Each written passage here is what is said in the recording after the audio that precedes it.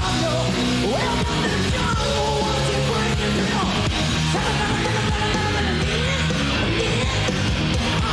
I want to bleed. Welcome to the jungle. We're taking day by day. If you want to just don't bleed, but that's the price to pay. You're a very sexy girl, very hard to bleed. You can taste the bright light.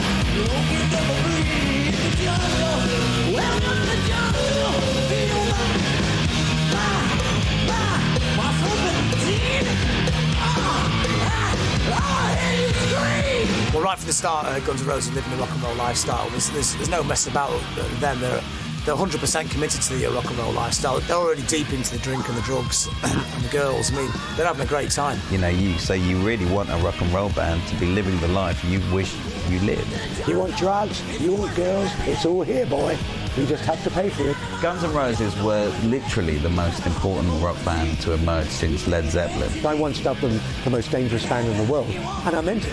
I think everything Axl Rose did was a product of his upbringing. Maybe he's just a tad eccentric or something like that. I want to bleed.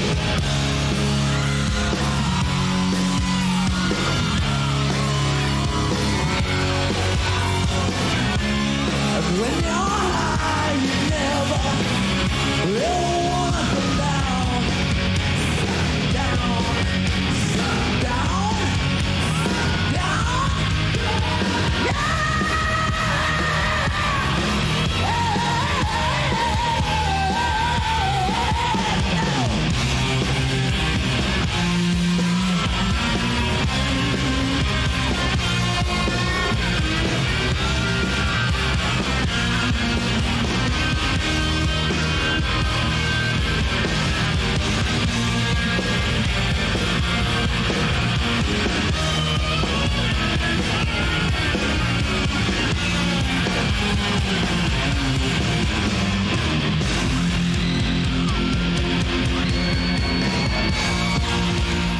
Punk and before grunge, there was an era in the late 80s and early 90s when dirty rock and roll was reborn.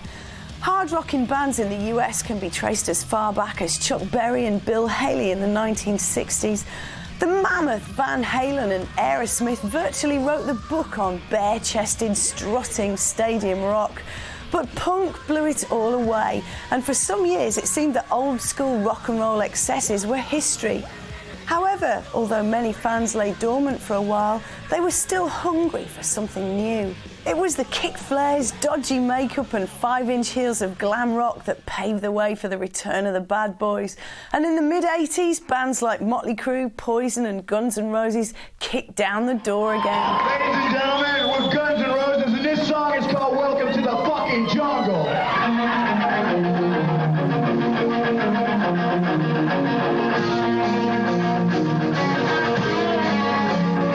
The first time I ever heard Guns N' Roses was via their demos in the summer of 1986, and the guy who'd just taken over as manager, Alan Niven, I knew through managing another band, Great White, and he said, I've just taken on this bunch, have a listen to their demos, see what you think. And I must admit, when I heard their demos, I thought, this is something special, this is quite good. I think right from the off, Guns N' Roses definitely had something the bands didn't have. There was a punky edge to what they did. You know, a lot of these kind of poodle bands were...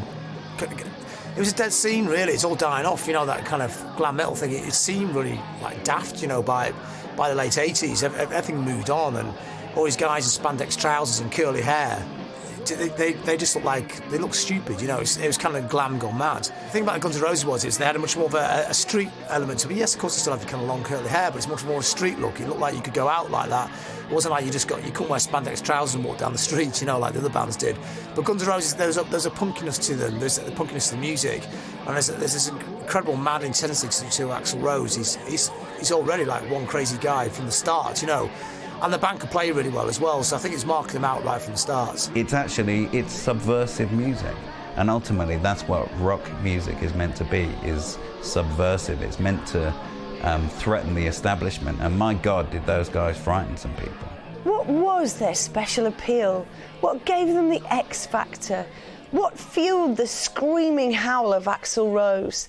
The truth is painful and complex, but at the heart of the matter, in the centre of the band, stands a boy with a deeply tortured soul. I think Axl Rose is a very unhinged character who had quite a messed up childhood, and, you know, he brought his demons out in his music, and, you know, I would imagine he was not that different off stage to how he was on stage. So we want to dedicate this song to the people that try to hold you back, the people that tell you how to live, people that tell you how to dress, people that tell you how to talk, people that tell you what you can say and what you can't say. I personally don't need that. I don't need that in my life. Those are the kind of people that get me down. They make me feel like somebody out there is out to get me. This isn't a man singing about the injustice of social evils as if it's something he studied at college. This is a man who experienced it firsthand, and it's this realism that fans connect with in such huge numbers.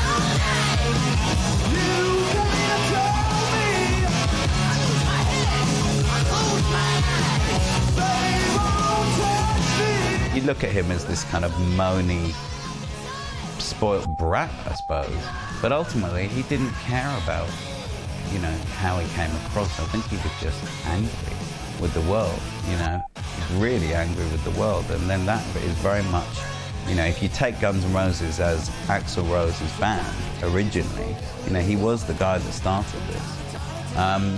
I think they very much reflected his, you know, his problems with life. It's totally had to do with Guns N' Roses kudos, because at the time I think rock and roll's, it's always this kind of perennial battle with music, and this labels always try to make everything corporate and tidy it all up and make it nice, and all the bands, all the rock and roll bands at the time weren't nice, you know, they were dull, they were just like, they could get onto MTV all the time, their lifestyles are boring. Guns N' Roses are unapologetically horrible bunch of people, you know, and that's the attraction of them. Axl Rose is not a bloke you'd want to sit down and have a drink with, you know, he seems like he's obviously a very messed up guy. He's not a very nice person, but that's the attraction of the band. You know, why should people be nice in groups?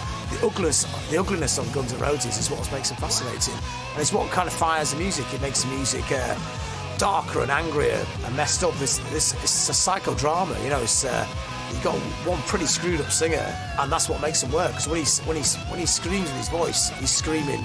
It's a primal scream. He's coming from somewhere pretty deep. He's had a rotten upbringing. And it's all coming out, it's all pouring out, isn't it? It's all pouring out in a very ugly kind of manner. Some people got a chip on their shoulder. Some would say it was me. I didn't bother people with me that you did. So I'm a cool to the degree.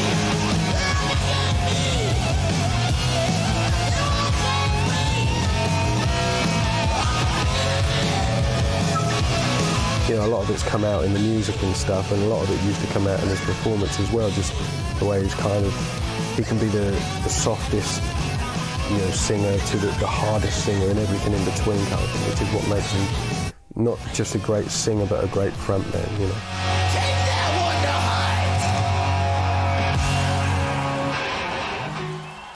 Take 5 boys, drums, bass, rhythm and lead guitar and a singer, stick them in Hollywood and add a toxic blend of drugs, alcohol, sex and all the complex emotions that come with troubled childhood backgrounds, and you have the basic components of Guns N' Roses. The Guns bit comes from a brief spell Axl spent with Tracy Guns in the band LA Guns, to which he added his long-term guitarist friend, Izzy Stradlin. I don't know. I mean, with Guns N' Roses, it was really like, between Axl and I, it was a lot of intense criticism on each other, like when it came down to songwriting. Like half the songs I would play to him, he would go, oh man, that's fucking Black Sabbath, that's Led Zeppelin, blah, blah, blah. And I'd go, what the fuck are you talking about? This is something completely different. And he would, you know, we'd argue back and forth about this stuff. He was a real nasty critic, you know. Wow. So sometimes there was a lot of nitpicking in the music, trying to get stuff finished, but I guess in the end it came out okay, you know? Yeah. Then Michael Duff McKagan joined on bass, and when problems with Tracy and the drummer Rob Gardner reached their nemesis, it was Duff who suggested two members of another LA band, Road Crew, who might be able to fill the spots. So Steven Adler took over on drums, and Saul Hudson, nicknamed Slash, took over the lead guitar spot. Guns N' Roses was born.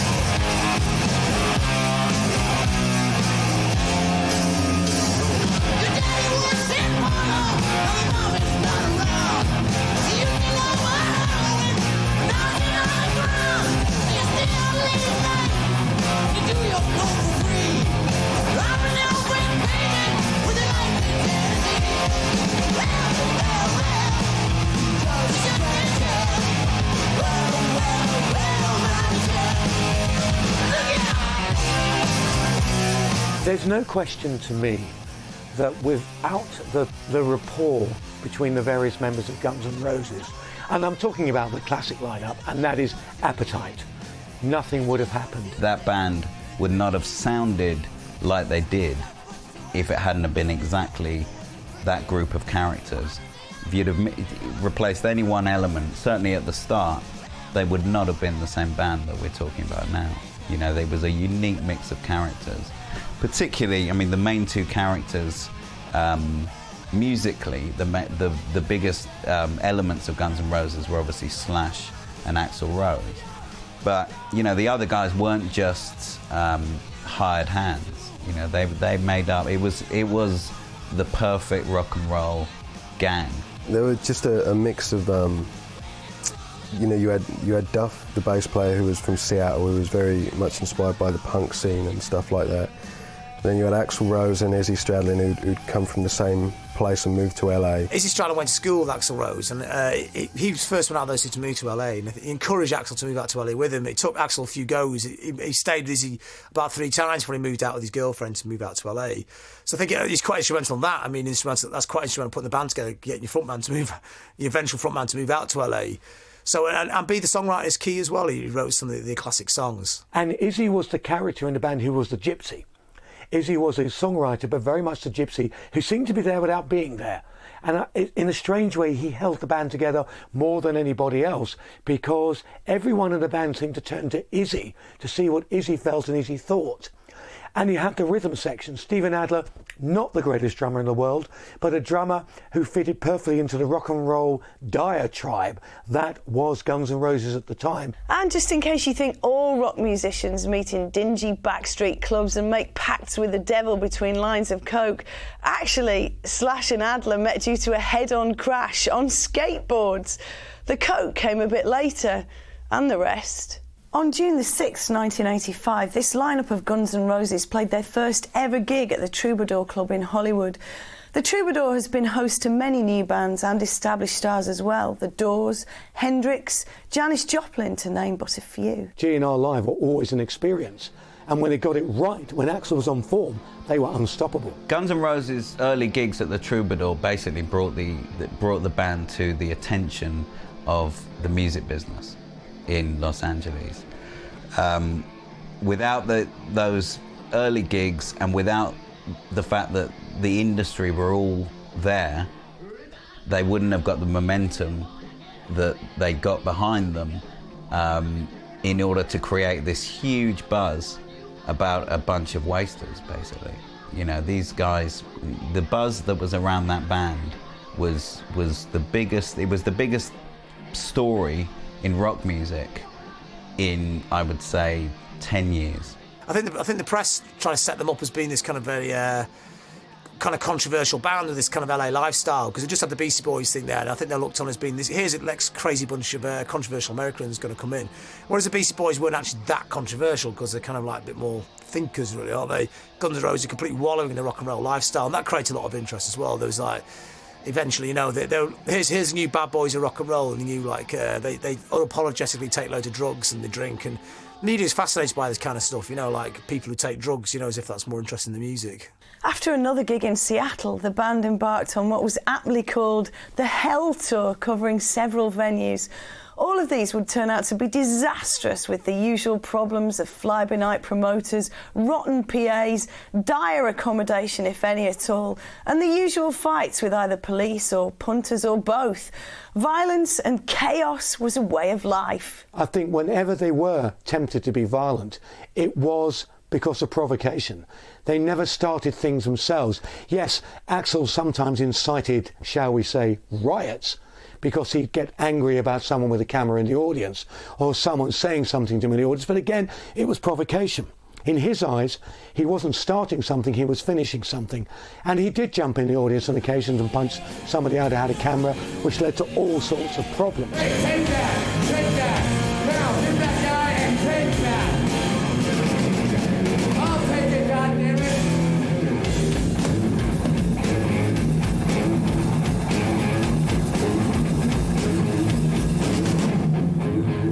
I think Guns N' Roses are one of those bands who never looked to incite people or goad people into doing something just for publicity. They were happy going about their business. But if somebody started on them, they sure as hell were not going to let it go. And they would actually react back very badly indeed.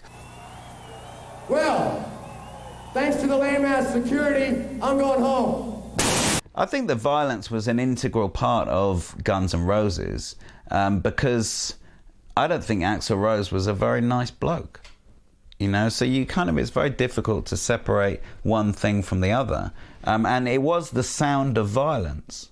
You know, it's a bit play on words, but that was a kind of violent sort of sound. I don't think the other guys were running around getting themselves into the same sort of scrapes that Axl Rose was. But it'd be very difficult to have Guns N' Roses as a credible band without Axl Rose. And so the fact that, you know, he was allegedly this misogynistic, violent homophobe, you know, it was very much an integral part of the makeup of the band. Now, that's not politically correct, but then they weren't a politically correct band. But this tour really cemented the band. They were tight at every level, and they needed to be, considering the grueling road up ahead. The band created a massive buzz, especially on the West Coast club scene, and they were blowing sellout audiences away.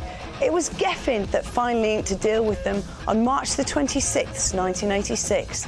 They released Guns N' Roses' first single in '87, a double A-side, It's So Easy and Mr. Brownstone.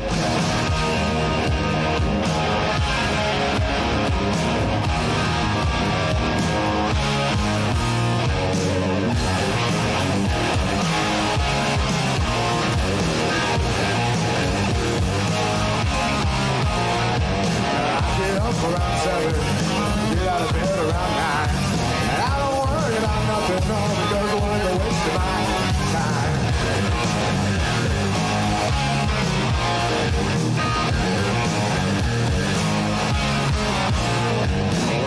The label had promised not to interfere with the band's creative process, and true to their word, Geffen let them get on with it in the studio.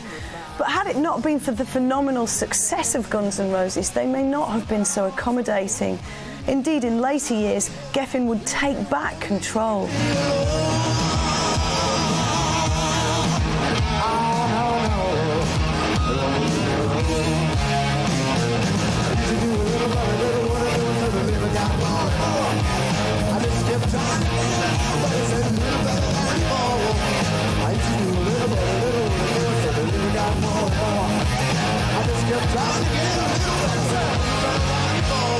Had the label known that Mr. Brownstone was written about heroin, they may have had second thoughts. Tragically, heroin was to play its part in the downfall of the band's personal lives and their careers. Guns N' Roses were a very extreme band from the time I first met them. They always came across as a band who'd go 3 or 4 degrees further than anybody else. I once dubbed them the most dangerous band in the world, and I meant it. It wasn't an epithet just for the sake of coming up with something sensational. They were very dangerous because they were completely unpredictable. I saw them do certain things which were a bit, good grief, this is ridiculous. And a lot of that was fueled by a desire for everything under the sun, be it alcohol, be it heroin, be it cocaine. Ultimately, it was to be a lot of their downfall because they couldn't get out of that cycle that took them down into the pit. I think the hedonistic element of Guns N' Roses has been overplayed because eventually they were actually turned into these cartoon figures. But actually, this band were a bunch of hedonistic, drug-taking, misogynistic bastards. You know, they were real bad boys.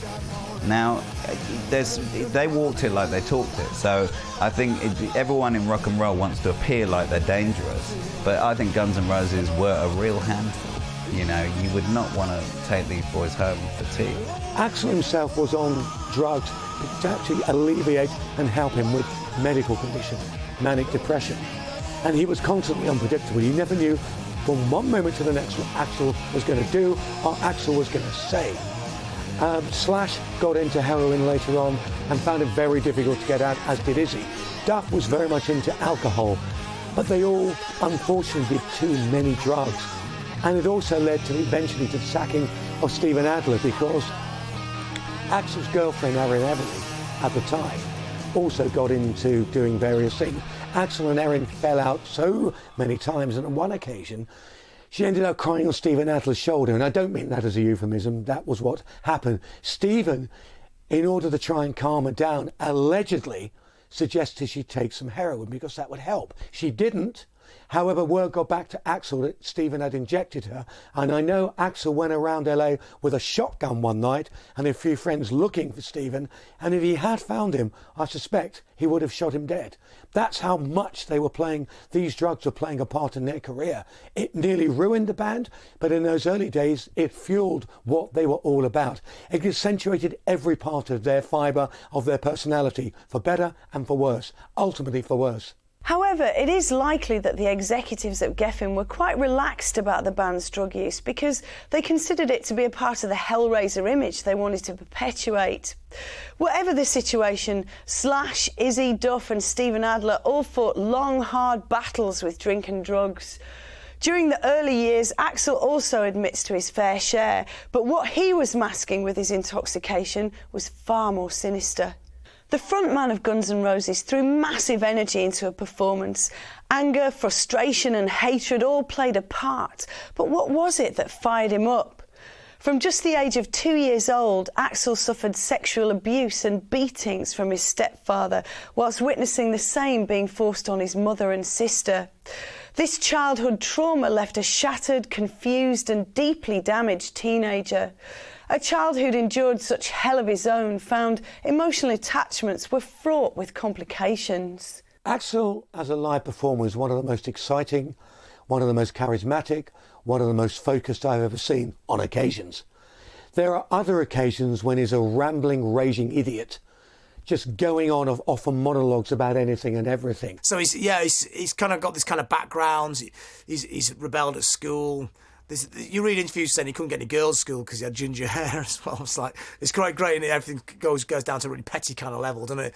So he goes to LA and he becomes a rock star, and he's got his hand on the honeypot. I mean, this is just wow.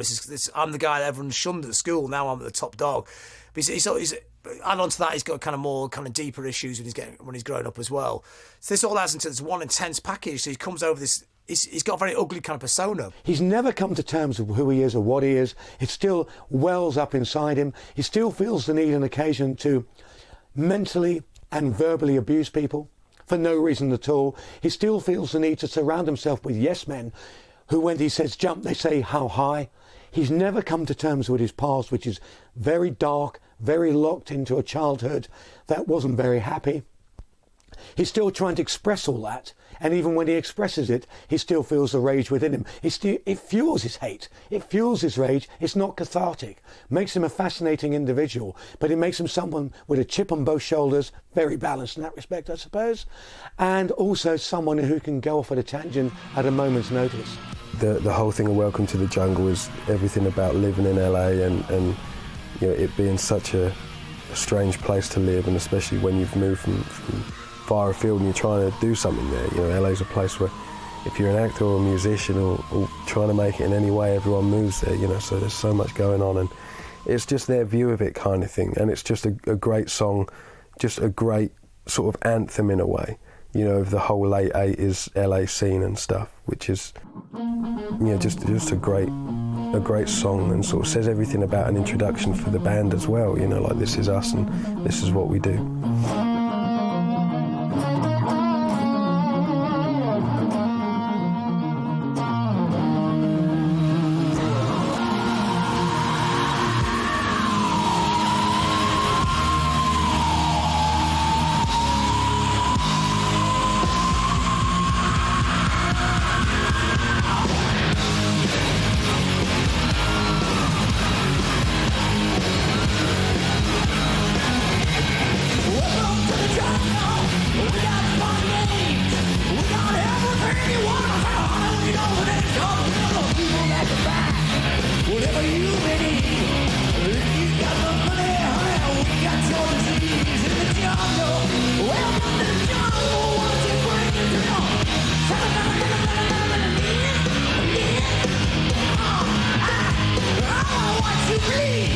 The jungle had a dual meaning.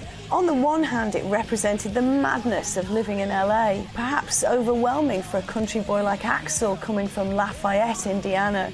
But on the other hand, it summed up the wild, bawling mess of rock and roll at large. It made you think, wow, this is a bit different. It stood apart because of that opening, ominous guitar crescendo that made it stand away from everything that was going on at the time, because you did have different scenes happening, be it punk, metal, big hair, thrash, didn't matter. This was different. And the opening yowl of Axl as well sets it up, and suddenly it drives into the song. It was an anthem, but a very dark anthem. It was about going to the big city, as it were. And while other bands expressed it in a different way, in a very superficial way, Axl got to the root of the problem. You step off a bus from Indiana into Los Angeles, and you're suddenly confronted by everything is here on the streets. You want drugs, you want girls, it's all here, boy. You just have to pay for it, and you're going to pay for it in a way you probably don't even appreciate or understand. Welcome to the Jungle's, it's very anthemic. It's kind of taking the LA kind of sound, the kind of poodly rock sound, but again, they've got that punk element to it. Somebody's obviously got punk records collection, so they understand the music's moved on. It's got to be tougher, it's got to be harder, it's got to be meaner, it's got to be more concise. You can't just rabbit on about rubbish anymore. And you see the video, and the video represents what the song is all about. It starts with Axl getting off a bus, and of course at the end Axl says, and you're gonna die. And it made an impact because it was sort of not glossy, doesn't have a happy ever after ending. This is about reality. And Guns N' Roses immediately set themselves up as a band different to others. Yes, they had their influences, from Aerosmith to Rose to Two to AC/DC to Hanoi Rocks, but what made them different was the fact that it was individual. Inside the jungle of the band's own making, you would have found its members indulging in serious excesses. Duff McKagan, by his own admission, was drinking gallons of vodka a day, on top of 3 or 4 grams of coke. It was no surprise that finding a manager for a band like this was going to be testing. Even Tim Collins, who managed the totally toxic Aerosmith, turned down the job. It eventually went to Alan Niven. We couldn't get a manager to save our lives. Really? They'd come in, they'd take one look at us and leave. We met them all. I remember one guy, me and Slash had just come back from Tijuana, and we had tequila. We had an apartment down in off of Sunset there, and we had tequila, and that black tar heroin was like the thing of choice back then. Whenever we could get it, we were dabbling at that time too. We didn't have serious habits. But I remember just we sit on the couch, and one of the guys came in to meet us, and he was there 10 minutes, and he just he must have known. I guess when you're that stoned, you think nobody else knows. We're all sitting there like thinking we're cool. They saw that shit, but so and then Alan Niven came along, and thank God he came along, because he took us on, and he probably looked at it and go, yeah, they're a mess, but I think he'd been there maybe himself, and he saw potential, and he worked with us, and he kind of, whether anybody says it or not, he became like the 6th silent member. Wow. And he was like major factor in getting Guns N' Roses out of this town. Oddly, Niven didn't invest much confidence in the band and thought their first album, Appetite for Destruction, wouldn't sell very well. Fortunately for the band, he underestimated the power of songs like Sweet Child of Mine that would hit a massive audience. One of the strange things about Appetite is when it first came out, one of the songs on it that no one really picked up on was Sweet Child of Mine. Everyone raved about Welcome to the Jungle, Paradise City is tremendous, Rocket Queen, My Michelle, Mr. Brownstone, etc., etc., etc. But Sweet Child of Mine, to my recollection, somehow got missed. Maybe it was because it was a little softer and it was seen as a little bit of a romantic number that didn't fit into the Guns N' Roses ethos. It only started to pick up when they did the video and when they released it as a single.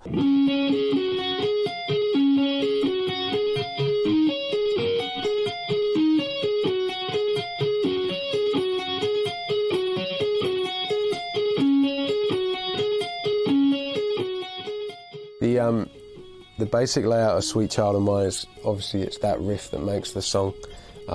Apparently a riff that started off as a jokey thing while they were rehearsing one day.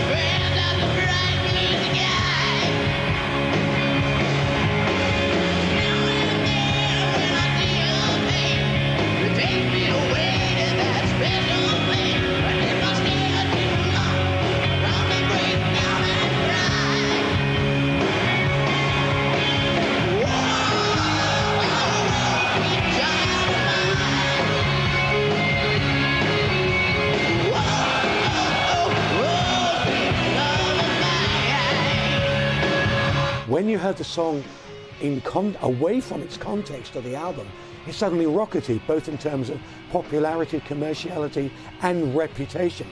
It is a love song. It's about Axl and his on-off girlfriend, Erin Everly. And it's a perfect song in a way because half of it is just classic rock song and half of it is ballad. And that's the appeal of that song, that it drew them a lot more fans, even if it was just for that song. And so they bought that album, which was a real good move on their part, obviously, to release that song as a single because it sells so many more albums and stuff. It was like probably the lightest song on that album, but if you're a fan, it's one of the songs that you're not too bothered if you never hear again because it's kind of been so overplayed on radio, but it's, on the other hand, it's just such a radio-friendly song. And what Axl is basically saying in the song is, I need you, but I don't know why. And I'm not sure what we're going to do. Where are we going to go from here? Where do we go? It's a question I don't know the answer to. And I think a lot of people picked up on that sort of teenage relationship, even though by that time Axl was out of his teens, and they could identify with the uncertainty of the situation. Sweet Child of Mine is about one of Axl's childhood girlfriends, Erin Everly. It contains poignant lyrics about finding comfort in the arms of love while waiting for the storms of life to pass over.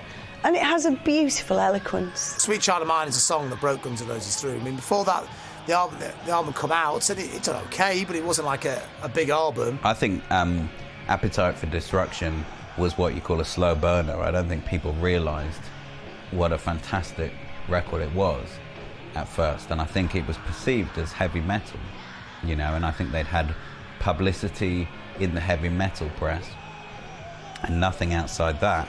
But I also think there was such a hype surrounding Guns N' Roses that I think a lot of people were ready with the knife sharpened. And they were kind of like just another LA band out on the roads, but Sweet Child of Mine got picked up by MTV, which is quite surprising because it's a really long song and a really long video, but it's a really great song. It's something about it really connects. It's very anthemic. It's quite a beautiful song. So you kind of got, on one level, you got this kind of very kind of ostensibly very thuggish band, a very ugly band, singing this kind of really romantic song, you know. And and most of the time that does not work at all. Probably one of the worst genres of music is the rock ballad. It's so crass and clumsy and boring normally, but his vocal on it is absolutely fantastic, you know, and there's a beauty to it, which these are all kind of words you would not normally associate with bands like Guns N' Roses, and especially Guns N' Roses themselves, because there's a very kind of dual thing going on here, you know. There's definitely an ugliness to that band, but there's also beauty to them, and that's quite fascinating. But also it's a really brilliantly well-written song, and it became an MTV staple, went to #1 in America and broke the band huge. And when I say huge, really huge. For about 2 years, they were the biggest band in the world, you know, they could do no wrong. By the end of the 1980s, when everybody had heard Appetite for Destruction, everybody owned Appetite for Destruction, GNR were on mainstream TV, radio. To me, they were the most celebrated and controversial and talked about rock and roll band since the Stones in the mid-60s. No one had come close to that sort of reputation, fame, infamy. Everything combined incredibly. They were everywhere. Every magazine wanted to talk to them. Everybody knew who this band were. And for them to deal with it was almost beyond belief. You can't deal with that. And I still believe it's serendipity.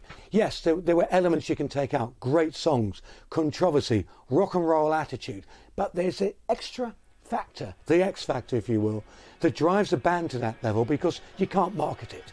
You can market an album in America maybe to 2 or 3 million. Very clever marketing can take it to that level. To take it to 20 plus? No way. It happened. It just had its own life and its own momentum. And it kicked into the mainstream and just went and went and went. I think Guns N' Roses captured the zeitgeist, and they managed to articulate a feeling around that time, a feeling of dissatisfaction in the 80s for a certain type of person. And, you know, I think it was subversive music, and everyone likes the idea of being subversive, even if they're going back to their desk job. At the time of its release, many of the band's fans wouldn't have known that the storms the Pretty Boy singer was sheltering from were so cruel and twisted. But there was always the other side of the coin, Paradise City.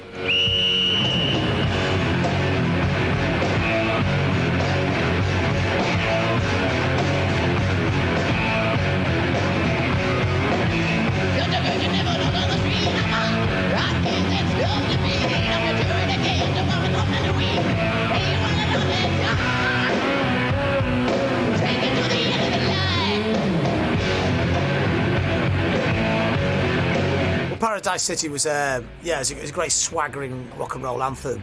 I mean, if you got to Guns N' Roses because of Sweet Child of Mine, you probably think that's the kind of stuff they were doing. But Paradise City shows probably the true nature of the band. It's punky and it's rock and roll. It's all meshed together perfectly. You know, it's dirty, grindy, messy riff. You know, and it's singing about LA, and it's singing about the trash of LA, the dirt of LA. A thing that they've returned to again and again in their kind of in their little mini career. What was a celebration of rock and roll and all the kind of rock and roll lifestyle, the sex, the drugs, the rock and roll, LA, the whole thing mashed together.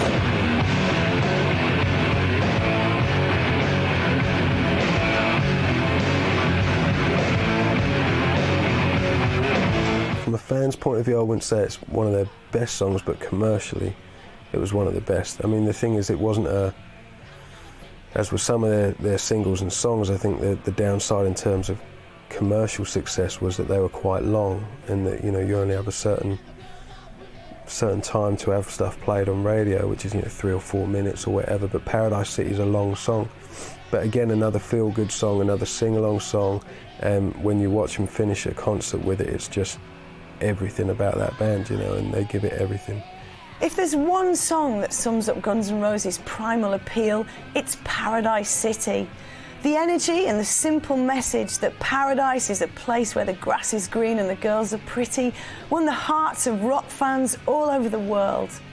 Paradise City is the epic, if you want, of Appetite. And it builds and builds, but you're never quite sure what's going to happen.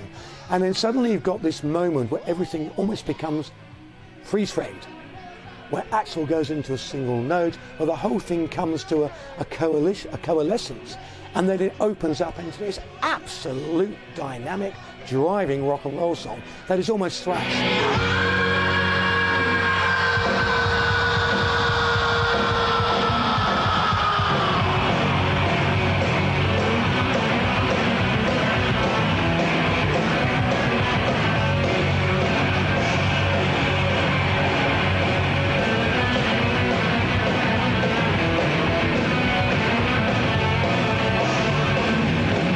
Singles were so dynamic, it's not hard to see why Appetite for Destruction rose steadily to the top of the Billboard charts.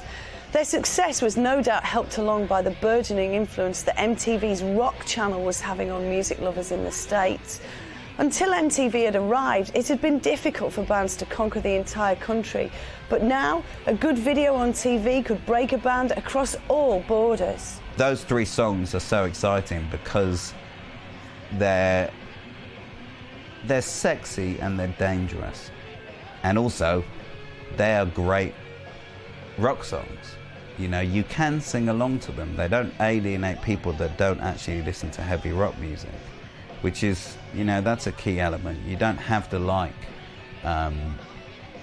any kind of heavy rock music to like those Guns N' Roses songs. You really don't. And to have that kind of mass appeal where you transcend your core fan base is quite rare. Because I know people who were into GNR in 1987, who bought Appetite for Destruction, who 2 years later said, don't like the album, it's shit. So, but it's the same album, it's not changed, the attitude's not changed. Yeah, but even these pop fans like GNR now, I don't want to know. And I think that was a sad sign because GNR hadn't changed, they never compromised. People had come to them, and I think for the diehards not to realise it, makes you wonder how much they understood the band in the first place. Cause I'm missing you, but I'm still alright to smile.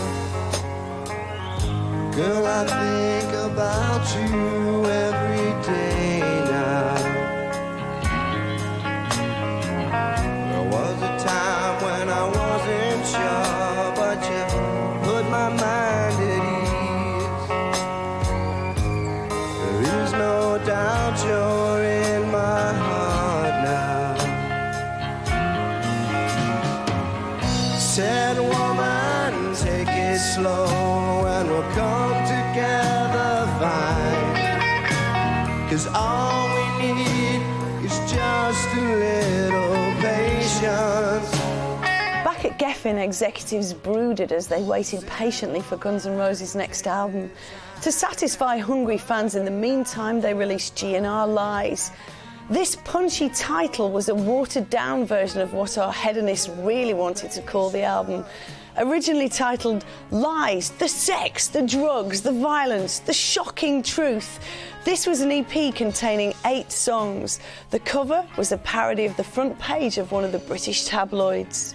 The EP was a mix of 4 animalistic live tracks and 4 relatively relaxed studio recordings. During 89 and 90, the touring eased off and the band were under ever-increasing pressure from Geffen to produce the next album. But all was not well in the Guns N' Roses camp. Substance abuse was reaching critical levels, with their manager claiming his band took $2.5 million of dope before they finished any records. The drug abuse led to Izzy Stradlin dropping out on guitar to be replaced by Gilby Clarke. Strangely, drummer Steven Adler had also been sacked due to massive drug abuse to be replaced by Matt Sorum. But Axl lost no sleep over either of their departures, later revealing that getting them to work on the album was like pulling teeth. I think Izzy Stradlin leaving the band was the beginning of the end for Guns N' Roses. Now that doesn't mean he had such a huge influence on the band musically, but it dissipated the band, and I think they lost the real vibe, the essence of what Guns N' Roses were about. For me, as soon as the 5 guys started to fall apart, that was the moment GNR lost its magic. Steven went first, and Matt Sorum, who came in on drums, is a far better drummer, but he ain't Guns N' Roses drummer. It's the same way that you can think of 100 better drummers than Lars Ulrich in Metallica, for instance, but works with him because of everything that goes on. So as soon as Matt Sorum came in, something went from Guns N' Roses, albeit not a great drummer, but someone who was part of the gang. Izzy decided during the whole process of Use Your Illusion, he'd had enough. He'd had enough of Axl's tantrums, had enough of the lifestyle, had enough of everything that surrounded Guns N' Roses. He was never comfortable with being in a rock and roll band that big. It was kind of like he was, although I really dug him in the scheme of things, it's kind of like he's quite dispensable in a way, that whole slot. Izzy's a free spirit, and his freedom, strangely enough, when it happened, meant that Guns N' Roses lost their discipline. Strange but true. But life had to go on, and despite all the friction, the recording was finally finished in 1991. There was so much material produced from the band's sessions that Geffen eventually released it as 2 double albums, Use Your Illusion 1 and 2.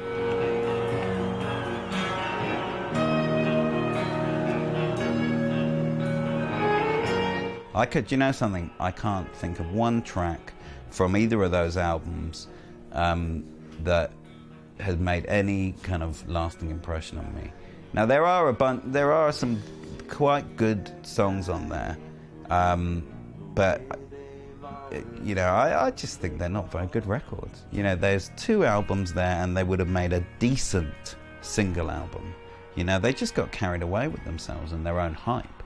And I'd say it's quite difficult not to when you're that big, when you're playing stadiums after your first album. I think it's actually quite difficult to keep your ego in check. Remember, in the music business, it would be very difficult for anyone to say no to them at that point. So, it's the Oasis Be Here Now syndrome. Ultimately, everyone would have been telling them that everything they did was brilliant.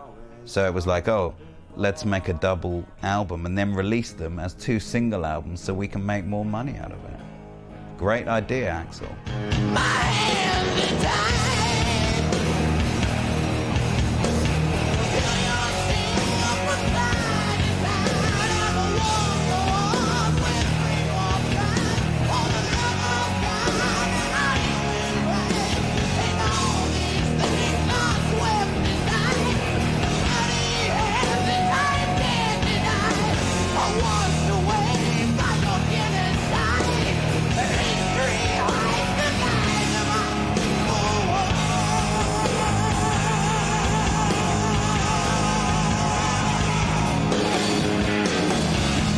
Perhaps if they would have combined the 2 albums and just released 1 album, with half as many tracks, they would have had another Appetite for Destruction.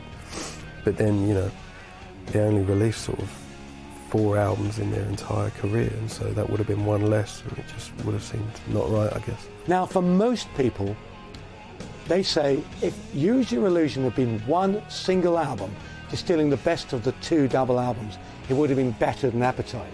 I disagree. I'm glad they did it that way, because I think it showed exactly where they were artistically, and I think we'd have lost a lot of wonderful music that simply wouldn't have made it onto a vote as to what songs should have been on a single album.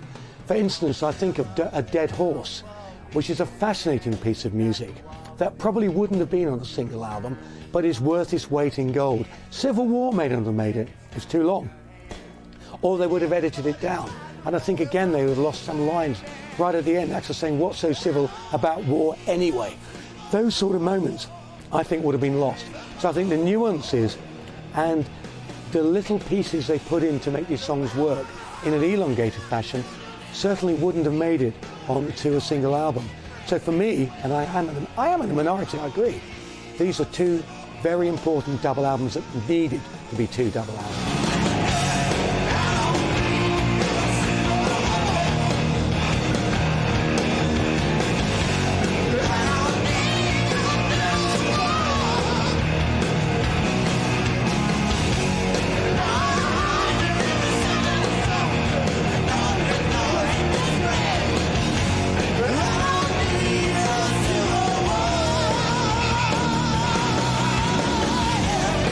Was back on the road again for the Use Your Illusion tour. In fact, the band were out on the road for nearly 3 years, ending finally on July the 17th in Buenos Aires, Argentina.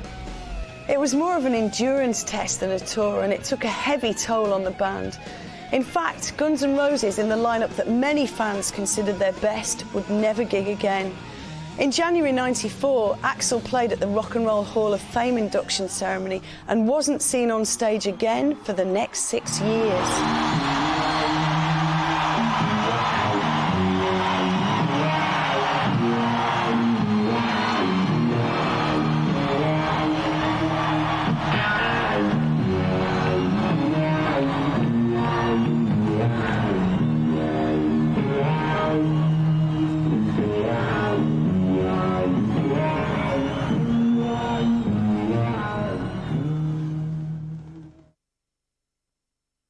The next album has been named Chinese Democracy, but at a reputed cost of $9 million, the finished product has still not hit the shelves.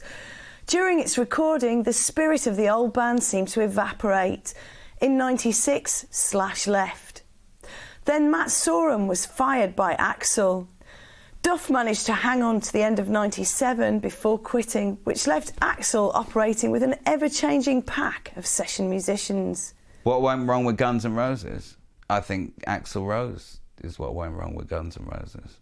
You know, I think his ego just got so inflated that in the end it was like Axl and his backing band, and that was never the point in the group. You know, I think in the end Slash got bored of all the bullshit.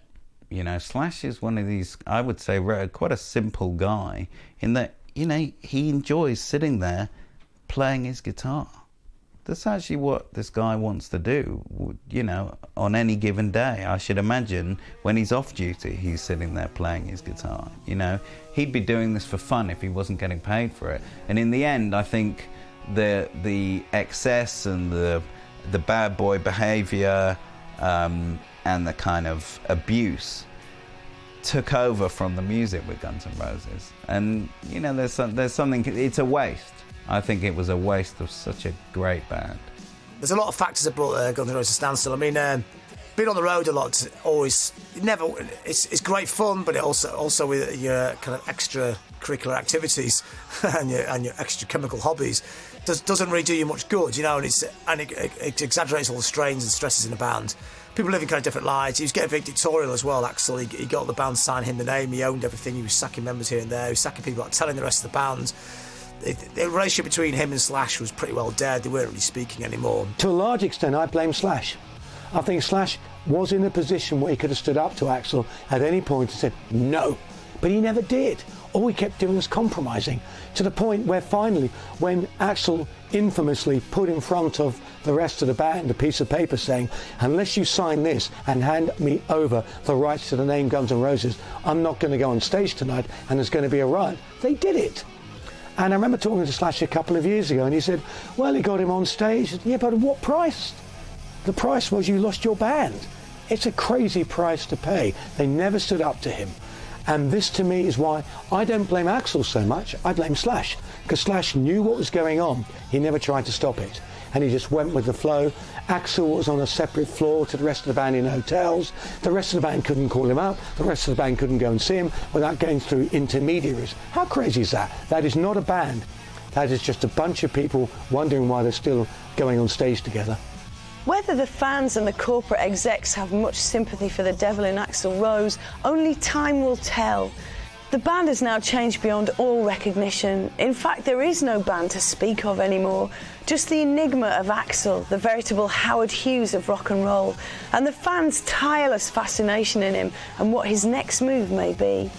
Axl Rose believes that he is the band, but as his original fans touch their mid-40s, his time may be running out if he doesn't up his game soon.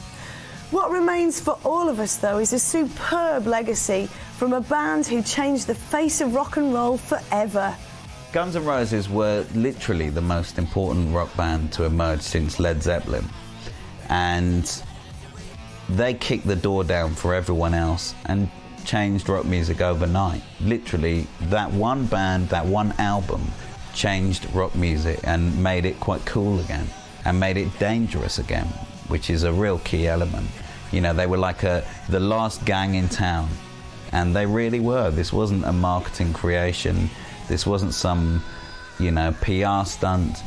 They were the last gang in town. We hope, I still hope, it's a legacy to come, because the great lineup will get back together, with or without Stephen, but certainly with Duff, Izzy and Slash and Axl.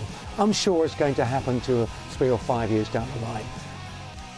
But right now, Guns N' Roses' legacy lies in Appetite for Destruction.